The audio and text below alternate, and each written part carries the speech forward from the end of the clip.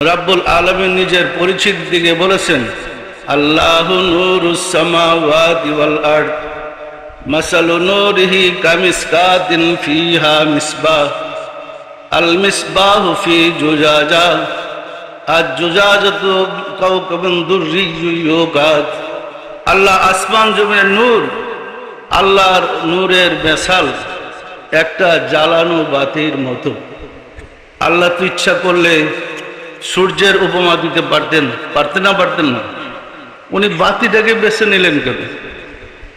একটা সূর্যের সাথে অন্ধকার একটা সূর্যকে মিশালে সেটা আলোকিত হবে না, কিন্তু একটা জ্বালানো বাতির সাথে কুঠি কুঠি নিবানো বাতিকে মিশালে সমস্ত বাতি আলোকিত হবে, মূল বাতির কোনো পরিবর্তন হবে না। হবে?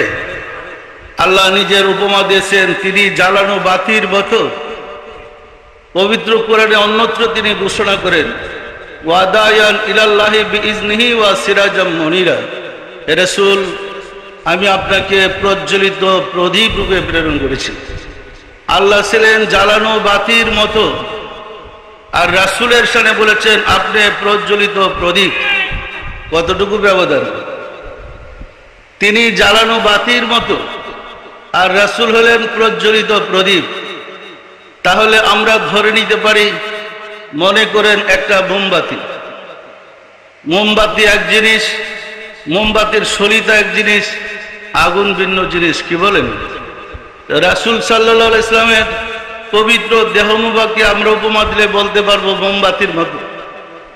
ওনার কলবকে বাতির সলিতার মতো উপমা দিতে পারবো, এবং আরো পরিষ্কার হবে জ্বালানো বাতি বলতে যদি রাসূলের কলবে প্রজ্বলিত নূর রাব্বুল আলামিনকে বলি, এই তিনটা একত্রিত হইতে আলো দিতে হয়।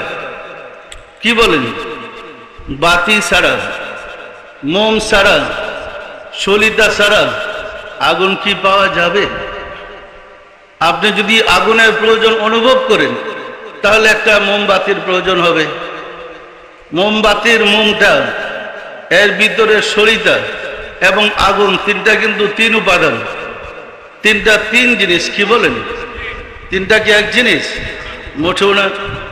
তাহলে রাসূল সাল্লাল্লাহু আলাইহি ওয়াসাল্লামের দেহ মুবারক, ওনার হৃদয় মুবারক, ওনার ভিতরে সিনা মুবারকে প্রজ্বলিত প্রদীপ মুবারক, তিনটা তিন জিনিসটা এক জিনিস। বলেন তো, তিনটা একত্রিত হইলে আলোটা জ্বলে। আপনি যদি আপনার ঘরে বাতি নিতে চান, আপনি যদি আপনার ঘরে আগুন নিতে চান, মোম ছাড়া খালি হাতে কি আগুন নেওয়া যাবে? মোম ছাড়া কি খালি হাতে আগুন যাবে হাতে? ধরেন তো, আগুন কিভাবে আনবেন? আগুন আনতে হলে মোমের প্রয়োজন, সলিতার প্রয়োজন। মোম সলিতা বিহনে আপনি কাছে আগুন ধরতে পারবেন? খড়ি বিহনে কি আগুন পাওয়া যায়? সম্মানিত আশিক রাসূলেরা, রাসূল সাল্লাল্লাহু আলাইহি ওয়াসাল্লাম বিহনে আমরা যতই আল্লাহকে ডাকবো আল্লাহকে পাবো। আল্লাহকে পাবো রাসূল বিহনে। আগুনকে যেমন খালি হাতে কাছে নেওয়া যায় না, আল্লাহকে কাছে নেওয়া যায় না। আল্লাহকে নিতে হলে রাসূলের মাধ্যমে নিতে হবে। পরিষ্কার না? পরিষ্কার না?